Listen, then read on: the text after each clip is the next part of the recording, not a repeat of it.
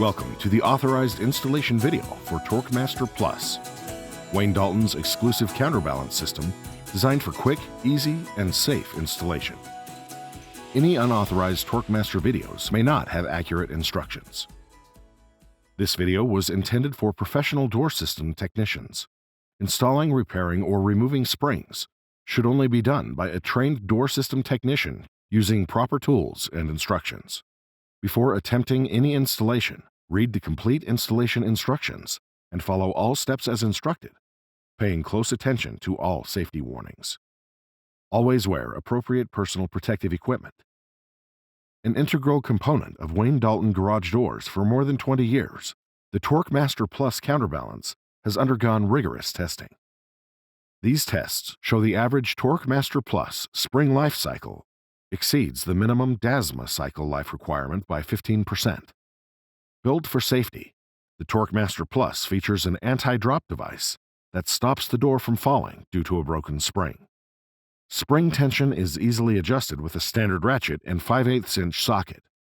With the spring safely enclosed in a strong steel tube, the TorqueMaster Plus protects technicians from injury that can occur when installing or servicing torsion springs. To install the TorqueMaster Plus counterbalance, you'll need a power drill, 3/16" drill bits, level, ratchet wrench, pliers or wire cutters, 3" ratchet wrench extension, 7/16" socket, vice clamps, stepladder, leather gloves, flathead screwdriver, 1/2" wrench, and a TorqueMaster Plus winding tool.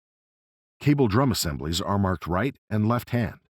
These and the spring tube assembly are cam-shaped to fit together only one way. Hook the lift cables to the bottom bracket. As the sections are being installed, fish the cables up between the track and the jambs, hanging the cable drums over the groove in the flag angle. TorqueMaster springs come lubricated and pre-assembled inside the TorqueMaster spring tube. To prepare for installation, lay the spring tube assembly on the floor in front of the garage door with the labeled end to the left. Slide the center bracket bushing assembly toward the center of the spring tube from the right side. Shake the spring tube assembly gently to extend the winding shafts out about 5 inches on each side. For single spring applications, there will be no left-hand spring in the TorqueMaster spring tube assembly. Position the spring tube assembly so the cam peak is pointing straight up. Slide the cable drum over the winding shaft until the cable drum seats against the spring tube assembly. The winding shaft must extend past the cable drum far enough to expose the splines and the grooves.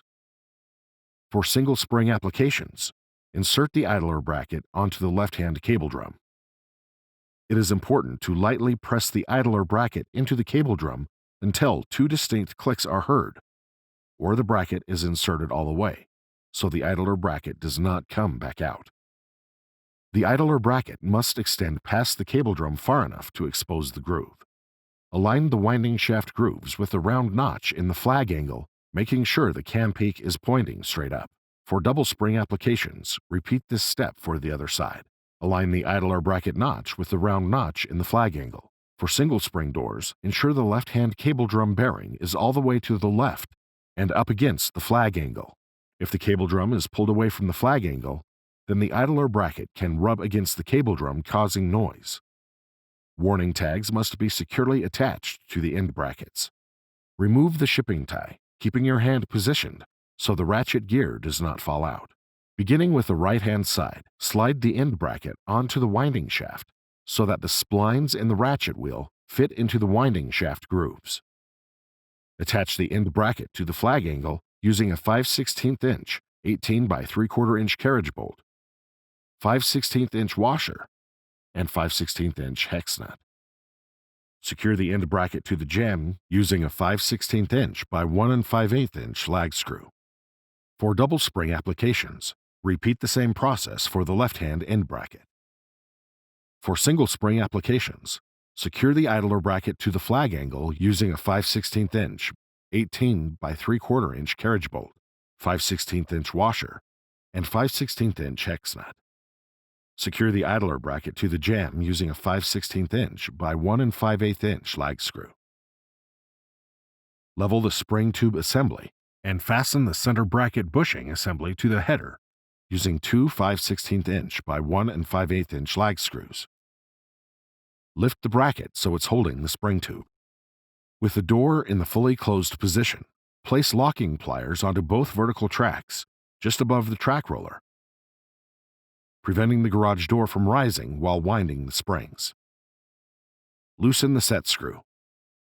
Ensure the counterbalance lift cable is aligned and seated in the first groove of the cable drum with a 1/2 wind. Pull on the end of the cable to remove all cable slack and wrap the excess cable around the spring tube. Tighten the set screw to prevent cable movement. Insert the end of the cable into the hole of the cable drum. Repeat for the left-hand cable drum assembly. Before attempting to wind the springs, be sure to check the following.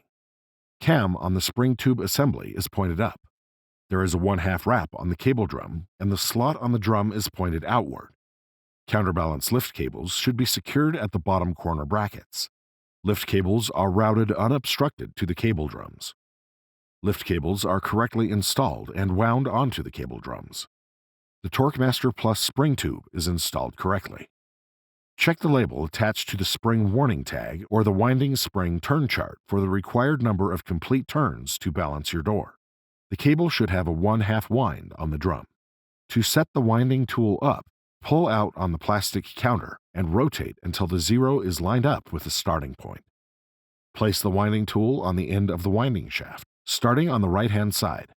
Turn the pawl knob on the end bracket to the upper position to adjust spring tension. Using an electric drill with a 7/16 inch driver, wind the spring by rotating the winding tool clockwise while watching the winding tool counter. The pawl will click 10 times per turn. Do not use an impact drill as it will not wind the springs accurately. A 5/8 inch socket can be used in lieu of the winding tool. See attached instructions for more information.